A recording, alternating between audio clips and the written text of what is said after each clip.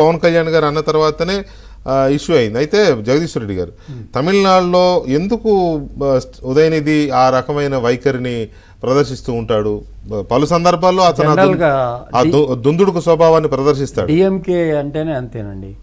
కనిముని కూడా అప్పుడు తిరుపతికి కమిటీ కిందకు వచ్చి మన రాజ్యసభ మెంబర్ గా ఉన్నప్పుడు ఇక్కడ దేవుడికి ఉండికి రక్షణ ఏంటి, పోలీసు వాళ్ళు ఏంటి, దర్శనం కోసం టికెట్ కి డబ్బులు పెడతారా అని వెంకటేశ్వర స్వామి గుడిలోనే అక్కడ కామెంట్స్ చేసింది. అప్పుడు అది కాంట్రవర్సీ అయింది. కొంచెం ఇదే విధంగా అందరూ కూడా దానిపైన మాట్లాడడం జరిగింది. అప్పుడు బీజేపీ వాళ్ళు మాత్రమే మాట్లాడున్నారు. ఇప్పుడు ఏంటంటే ఇప్పుడు లడ్డు వ్యవహారం అనేది సామాన్యమైన వ్యవహారం కాదు. లడ్డు గురించి దేశవ్యాప్తంగా కూడా ఒక స్పందన అనేది ఉండింది.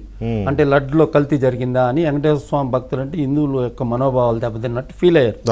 ఫీల్ అయిన మ్యాటర్ నుంచి డైవర్షన్ వచ్చింది. ఇప్పుడు సనాతన ధర్మం అనేది ఏమైపోయింది, డైవర్షన్ అయిపోయింది.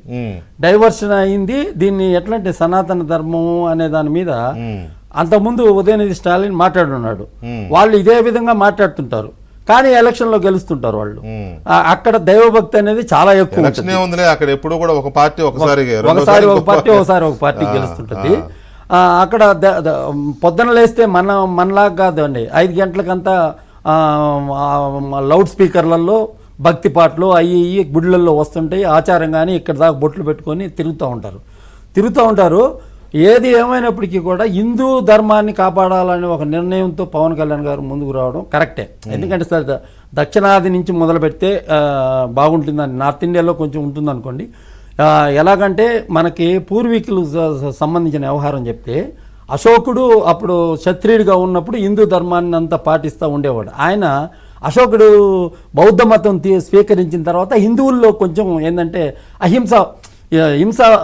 అహింసావాదం ఎక్కువైపోయింది. దాన్ని బట్టి ఏంటంటే ఇప్పుడు మతాలకు చెందిన వాళ్ళు, క్రిస్టియన్స్ అయితే ఏమి, అదే విధంగా ముస్లిమ్స్ అయితే ఏమి, వీళ్ళందరూ ఏం చేస్తున్నారంటే హిందూ ప్రాపర్టీస్ ని ఇది చేసి, ఇప్పుడు సింహాచలం గుడి ఉంది, ఇప్పుడు లేదు కదా. ఒకప్పుడు ఈ రజాకారులు ఈ గోలు ఉన్నప్పుడు జరిగింది, కానీ ఇప్పుడు ఎక్కడ అంత ఇది లేదు కదా.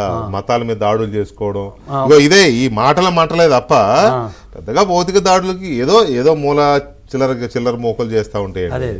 అనవసరంగా ఈ ప్రకాష్ రాజు లాంటి వాళ్ళు ఏంటంటే మాట్లాడుతుంటాడు. అదే ప్రకాష్ రాజ్ది మాట్లాడదాం మనం. రైట్. అయితే గఫూర్ గారు నమస్కారం అండి.